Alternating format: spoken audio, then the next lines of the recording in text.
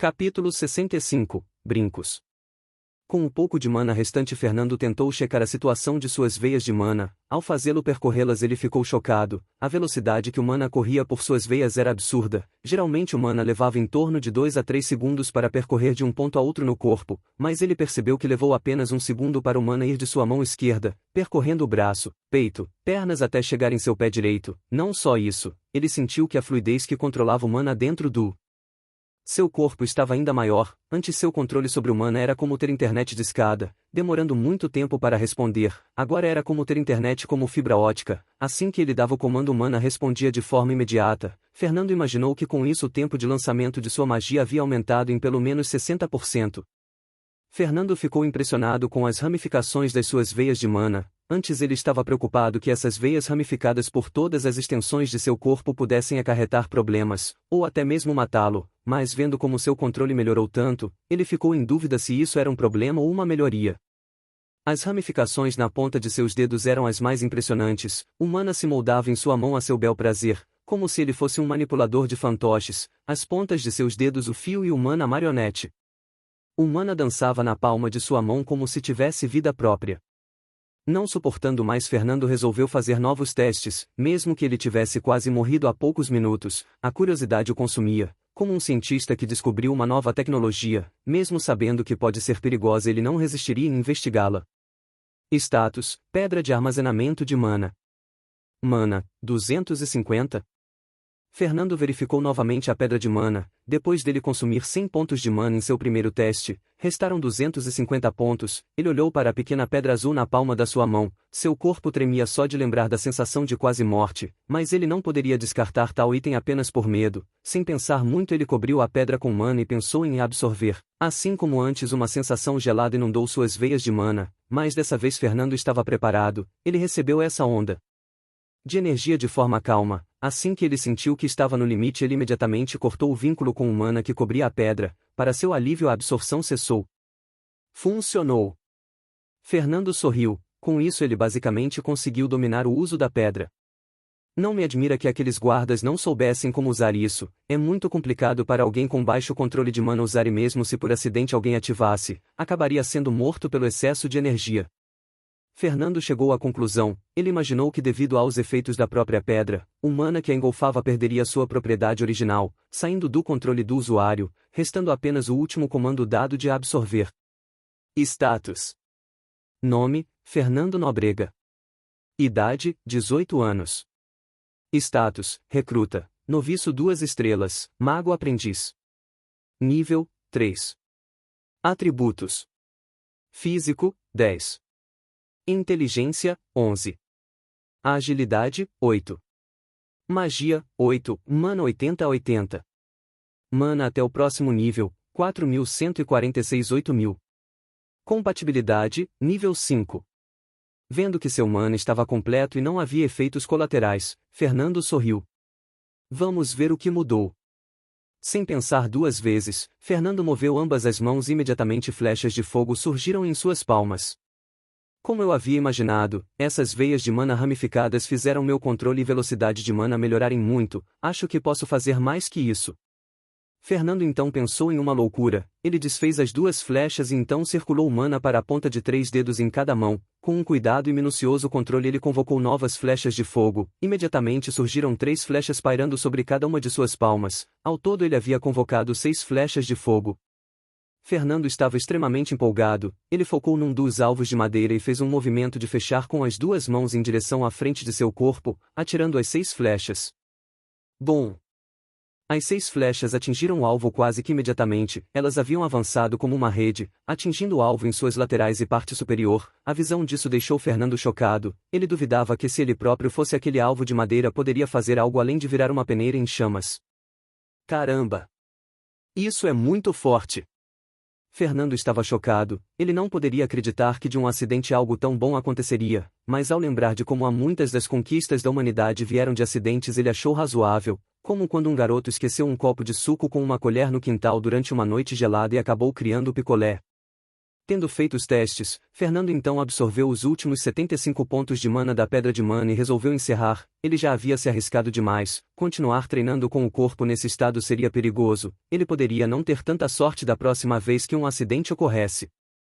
Depois de decidir encerrar os testes do dia, Fernando reparou nos diversos buracos espalhados pelo chão e até em alguns equipamentos, danificando-os completamente. Felizmente nada importante demais, ele havia feito isso enquanto tentava se livrar do mana excedente. Se a professora ver isso, acho que vai ficar zangada, ela mal me deu esse lugar e já virou uma bagunça. Fernando então voltou para o interior da casa. Ele resolveu checar o local para se habituar, já que moraria ali. No andar térreo havia uma sala de estar, uma sala de jantar, uma cozinha, 2 banheiros e um quarto, todos ambientes bem espaçosos, principalmente as 2 salas. Fernando então subiu as escadas. O segundo andar era dividido entre lado direito e esquerdo, havia um corredor circular para cada um dos lados. Ele escolheu o da direita primeiro, parecia ser o lugar com as melhores acomodações. Ele entrou no primeiro quarto, era extremamente espaçoso, havia uma grande cama, um criado mudo elegante, um guarda-roupas e uma porta. Ele abriu a porta e, como imaginou, era um banheiro. Não poderia ser que todos os quartos são suítes, certo? Fernando se perguntou incrédulo. Rapidamente ele foi até o próximo, ele era idêntico ao primeiro, assim como ele havia imaginado, todos os quartos eram suítes. Isso não é muito exagerado? Fernando se perguntou perplexo, para alguém acostumado a viver na pobreza, de repente ter que morar num lugar extravagante como esse era muito estranho. Depois de passar por 4 quartos ele chegou ao último, provavelmente esse seria o maior. Ele deduziu que o lado esquerdo seria a mesma coisa, totalizando 10 quartos na parte superior da casa. Ele abriu a porta e ficou impressionado, esse era muito maior que os outros e as decorações também eram mais agradáveis. O chão era coberto por um tapete que parecia macio. Fernando ficou com receio de pisar nele de sapatos, então os tirou e entrou descalço. O toque felpudo do tapete era extremamente confortável. Fernando lembrou que sua professora lhe disse para pegar o quarto principal. Ele imaginou que seria esse ou o último do lado oposto. Inicialmente ele estava hesitante em ficar com esse quarto, mas ele realmente havia gostado dele e já sabia qual seria a reação dos outros se ele pedisse para alguém ficar aqui. Afinal, tecnicamente ele era o dono da casa. Seria apenas constrangedor. Tendo-se decidido, Fernando colocou os sapatos para dentro, numa sapateira, e depois procurou no guarda-roupas. Havia alguns conjuntos de roupas. Ele pegou algum que parecia caber nele, uma camisa com mangas e uma calça preta. Como suas roupas antigas estavam em farrapos, isso veio a calhar. Também havia algumas toalhas na base. Ele pegou uma e foi para o banheiro. Algum tempo depois, Fernando estava deitado na cama vestindo novas roupas. Ele estava se sentindo revigorado depois de tomar um banho quente e deitar nessa cama macia, mas apesar disso ele não queria dormir. Ainda eram cerca de 16 horas da tarde, seu relógio biológico não lhe permitia dormir nesse horário. Acho que vou dar uma volta, mas antes disso, Fernando se sentou. Ele moveu a mão e um copo cilíndrico apareceu em sua palma. Depois disso ele retirou todas as poções de mana que tinha, deixando-as em cima da cama enfileiradas. Haviam 15 poções de mana menor. Cada poção dava 50 pontos de mana quando consumida, mas o objetivo de Fernando não era usá-las diretamente. Logo uma pedra azul apareceu em sua palma. Melhor deixar você abastecida. Agora que tenho dinheiro posso reabastecer depois o estoque de poções de mana. Fernando se decidiu, ele iria fazer a pedra de mana consumir todas essas poções. Fernando abriu 3 poções e derramou dentro do copo, depois jogou a pedra de mana dentro. Assim como antes, uma reação ocorreu e o mana começou a sumir, sendo rapidamente devorado pela pedra. Após terminar com essas poções, Fernando repetiu o mesmo processo com todas as outras. Status: Pedra de armazenamento de mana. Mana, 1600? Vendo a quantia absurda de mana armazenada, deixou Fernando empolgado. Com a pedra de mana é como se ele tivesse um reservatório extra de mana que poderia ser usado a qualquer momento. Bem, vou dar uma volta pela cidade agora, talvez comprar algo em que eu possa encaixar a pedra. Fernando disse com um sorriso no rosto. Alguns minutos depois, Fernando estava no portão da 13ª. Ao ver o jovem rapaz pálido e com um rosto inexpressivo, os guardas o reconheceram imediatamente. Aquele não é o tal Fernando. Ouvi dizer do outro turno que ele entrou hoje cedo, parece que ele realmente está sendo treinado aqui. O guarda disse de forma curiosa. Você está desatualizado. Soube da segurança interna que ele ganhou uma mansão incrível, uma do tipo que só os tenentes ganhariam. O guarda disse, se gabando por ter essas informações. O que? O outro perguntou em choque. Como um recruta ganha uma mansão de nível tenente? Mesmo que ele seja forte, isso é muito exagerado. Ele nem entrou oficialmente para a guarnição. O guarda disse indignado: fazia cerca de 2 anos que ele trabalhava na guarnição e ainda nem conseguiu um quarto próprio, mas um novato completo já havia conseguido algo assim. Cala a matraca, ele está vindo. O outro guarda disse empurrando o resmungão. Boa tarde, senhor. O primeiro guarda cumprimentou Fernando com um sorriso bajulador. Fernando assentiu. Abra o portão, estou saindo. Fernando disse com um rosto inexpressivo. Foi uma simples frase, mas o guarda sentiu uma tremenda pressão. Ele é mesmo só um recruta? Por que sinto tanta pressão vinda dele? O guarda pensou em choque, mas abriu o portão rapidamente. Ele só sentiu a pressão diminuir quando o jovem passou por ele e saiu. Quando o jovem saiu, o guarda respirou aliviado. Porra, sentiu isso? O guarda perguntou nervoso. Sentiu o quê? O outro guarda perguntou curioso. Vendo que seu companheiro não sentiu nada, ele imaginou se era apenas coisa da sua cabeça. Quando Fernando saiu, ele pensou a respeito da reação do guarda. Parece que preciso me acostumar ainda a essas novas veias de mana. O mana circula tão rápido que deve causar alguma pressão a pessoas que tenham uma mínima afinidade mágica. Após pensar nisso, Fernando intencionalmente diminuiu o fluxo de mana em seu corpo para que não chamasse atenção. Ele decidiu que só aceleraria o mana quando precisasse entrar em batalha. Logo Fernando foi em direção à cidade. Ele planejava reabastecer seu estoque de poções e comprar algum item para colocar sua pedra de mana, afinal para usá-la ele precisava estar em contato direto. Retirá-la no meio de uma luta de sua pulseira de armazenamento chamaria muita atenção. Fernando estava caminhando tranquilamente, o que ele não sabia é que 2 pares de olhos estavam lhe vigiando. O alvo saiu da 13ª guarnição. Siga-o, vou avisar o chefe. Um homem com roupas casuais disse. Entendido. Outro homem com armadura de soldado respondeu. Enquanto seguia rumo ao centro da cidade, Fernando sentiu uma sensação estranha. Ao olhar para trás percebeu um soldado caminhando a partir do fim da rua. Não era algo anormal, havia muitas pessoas como ele andando por aí, mas por algum motivo isso incomodou um pouco, então ele decidiu acelerar os passos. Seus instintos geralmente sempre estavam certo. Depois de algum tempo caminhando rápido ele não viu rastros de ninguém atrás dele, mas por algum motivo a sensação de desconforto não diminuiu. Será que é coisa da minha cabeça? Fernando se perguntou, mas apesar de estar em dúvida ele decidiu jogar pelo seguro e prestar atenção nos arredores. Alguns minutos depois Fernando chegou ao centro comercial. Ele entrou em uma joalheria. Ao perceber um cliente, o dono imediatamente deu as boas-vindas. Boa tarde, senhor, em que eu poderia ajudar? O joalheiro disse coçando as mãos. As vendas estavam fracas, então era raro ver novos clientes. Apenas olhando. Fernando disse casualmente, ao mesmo tempo ele checou o lado de fora pela janela. Ao ouvir Fernando falar que estava apenas olhando, o joalheiro imediatamente perdeu o interesse. Geralmente pessoas que dizem isso nunca compram nada, mas ele resolveu ficar por perto, para o caso do rapaz tentar roubar algo. Vendo que não havia ninguém do lado de fora, Fernando ficou mais tranquilo. Então ele começou a olhar as joias e anéis nas prateleiras. Fernando queria algo em que pudesse encaixar sua pedra de mana. Enquanto passava pelas prateleiras ele viu alguns itens com descrições mágicas após os comuns, como um anel de visão noturna. Parecia legal, mas era inútil para ele já que ele e os outros já dominavam a magia de visão noturna.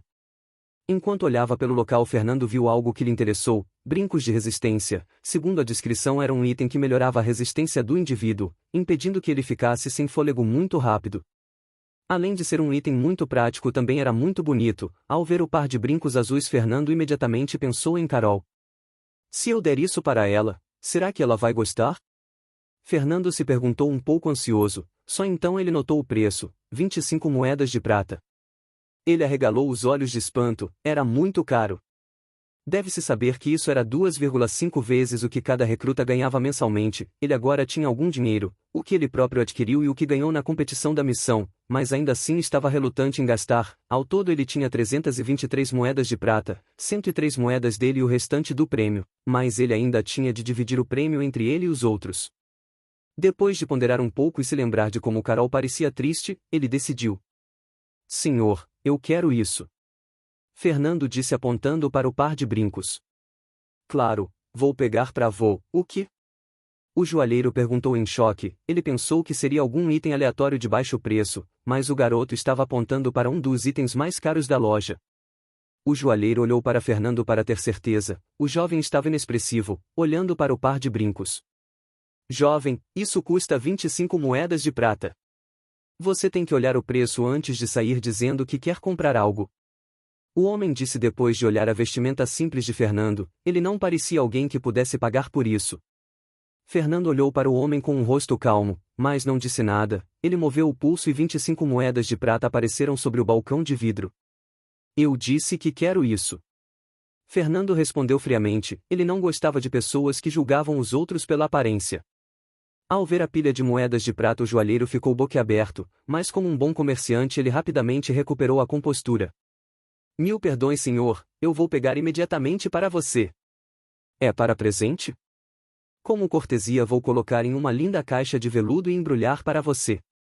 O homem disse nervosamente, seu coração disparado. Fazia tempo que ele não fazia uma venda como essa. Fernando ignorou o homem e continuou olhando em volta.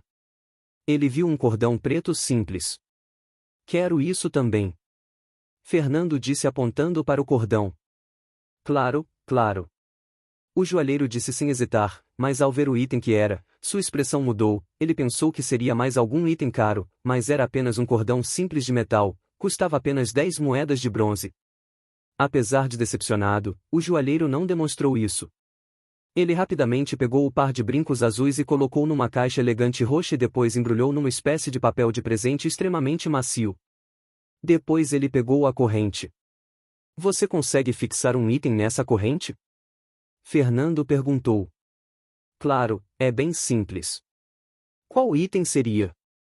Deixe-me dar uma olhada, não leve nem um minuto. O joalheiro disse tentando parecer o mais simpático possível, esperando que o jovem comprasse mais itens caros. Fernando então retirou uma pedra azul. Ao ver a pedra o joalheiro mudou de expressão, parecia uma pedra comum de rio. Por que alguém colocaria essa coisa numa corrente? O joalheiro se perguntou sem entender. Olhando a reação do homem de perto e vendo sua expressão, Fernando percebeu que o mesmo não reconhecia o item. Por ser um joalheiro ele ficou preocupado que ele soubesse do que se trata e vazasse isso para outras pessoas. Felizmente o homem tratou como um item comum. Pegando a pedra de mana e o cordão preto, o homem colocou numa máquina manual, pegou um encaixe metálico e moldou para o tamanho da pedra, depois fixou no cordão. Prontinho, senhor. Gostaria de mais alguma coisa? O homem disse com um sorriso brilhante. Apenas isso. Quanto fica tudo? Fernando disse com o mesmo rosto impassível. Não é nada. Como você já pagou pelos brincos, considere o resto como brinde. O homem disse tentando fidelizar o jovem. Se o mesmo comprasse regularmente aqui valeria a pena perder esses trocados. Ok, obrigado. Fernando agradeceu pegando o cordão escuro com a pedra de mana incrustada. Ele passou pelo pescoço colocando em si mesmo, depois guardou a parte com a pedra dentro da camisa, deixando apenas o cordão exposto.